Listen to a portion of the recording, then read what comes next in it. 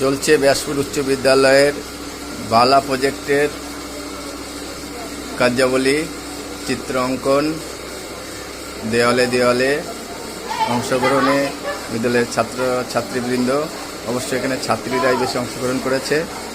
এখানে আছে ক্লাস নবম শ্রেণীর ছাত্রীরা।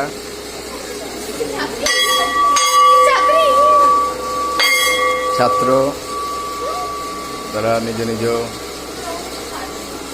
কলা কৌশল দেখাচ্ছে। শুধু তাই নয়, বিদ্যালয়ের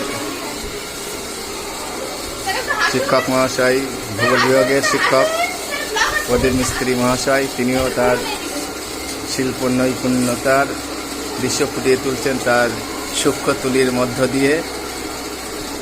এটা একটা ব্যাসপুর উচ্চ বিদ্যালয়ের গৌরবের বিষয়।